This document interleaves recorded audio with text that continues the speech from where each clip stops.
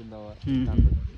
Actually ನನಗೆ ಇದು ಗೊತ್ತಿಲ್ಲಾಗಿತ್ತು ಅಂದ್ರೆ ಈಗ ಒಂದ್ ಕಡೆ ತಿಂದಿತ್ತಂದ್ರೆ ಅದನ್ನ ವಾಪಸ್ ಅಲ್ಲೇ ಬಿಡಬೇಕು ಅಂತ ಹೇಳಿ, ಯಾಕಂದ್ರೆ ಅದು ಮತ್ತೊಂದ್ಸಲ ಅಲ್ಲೇ ಬರ್ತದೆ. ಇಲ್ಲ ಅದು ಬಂದು ಇಲ್ಲೇ ಆಸ್ಪಾಸ್ ಇರ್ತದ. Correct correct correct.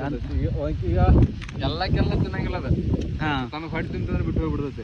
ಮತ್ ಬಂದ ಅಲ್ಲೇ ಬಂದ್ ಬೇರೆ ಅದ್ ಹಣ್ಣು ಆಗಿತ್ತಂದ್ರೆ ಬೇರೆ ಕಾಯಿ ನೋಡ್ಕೋದ್ರೆ ಅದ್ ಬಿಟ್ಟು ಎಲ್ಲಾ ಕಾಯಿನೂ ತುತ್ತಂಗಿಲ್ಲ. ಬೇಕಾದ್ರೆ ನೋಡಿ ಇಲ್ಲೊಂದ್ ಕಾಯಿ ಹಣ್ಣಾಗೈತಿ ತಿನ್ಬೋದು ಇರ್ತದ. ಇಲ್ಲ ಯಾವ ನೋಡಿ ಹಣ್ಣಾಗಿದೆ, ಯಾವ ಹಕ್ಕಿನೂ ಕಡ್ದಿಲ್ಲ ಇದನ್ನ.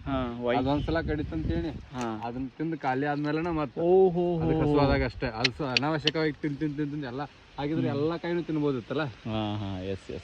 ಅಲ್ಲಿ ಒಂದು ಕಾಯಿ ಹಸಿ ತಿಂದೈತಿ, ಇಲ್ಲೊಂದು ಹಣ್ಣು ತಿಂದೈತಿ, ಇಲ್ಲೇ ಒಂದ್ ಹಣ್ಣಾಗಿದೆ. ಇನ್ ನೆಕ್ಸ್ಟ್ ನಾಳೆ ಬಂದ್ ನೋಡ್ರಿಗೆ ಇದು ಮತ್ತೆ ಅರ್ಧ ಕಾಯಿನಾಗಿರ್ತೈತಿ ಪೂರ. ಆಮೇಲೆ ಇಲ್ಲಿ ಇದು ಹಣ್ಣು ಐತಿ ತಿಂದಿಲ್ಲ, ಹಿಂಗೆ ಆಲ್ಮೋಸ್ಟ್ ಅಂದ್ರೆ ಅನಾವಶ್ಯಕವಾಗಿ ತಿನ್ನಂಗಿಲ್ಲ ಒಂದು ಹಕ್ಕಿ.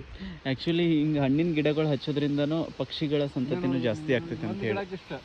ಅಲ್ಲೆಲ್ಲ ಗಿಡ ಒಂದು 50-60 ಗಿಡ ಟೋಟಲ್ ಆಗಿ. ಮಿಡಲ್ ಎಲ್ಲ ಶ್ರೀಗಂಧ ಐತಿ. ಅದ್ರ ಆ ಕಡೆ ಎಲ್ಲ 60 ಜಾಸ್ತಿ ಗಿಡ ಇಲ್ಲ ನೋಡಿ. ಹೆಚ್ಚು ಕಮ್ಮಿ ಒಂದು 10-12 ಜಾತಿ ಅದಾವ ಇದ್ರೊಳಗೆ. 10-12 ಜಾತಿ. ಹೌದು, ಎಲ್ಲಾನು ಬೇರೆ ಬೇರೆ. ಒಂದು ಒಳಗೆ ರೆಡ್ ಹಾಕತಿ, ಒಂದು ಕಾಯಿ ಒಂದು ಸೀತಾಫಲ ತರ ಇರ್ತದ, ಒಂದು ಶೇಪ.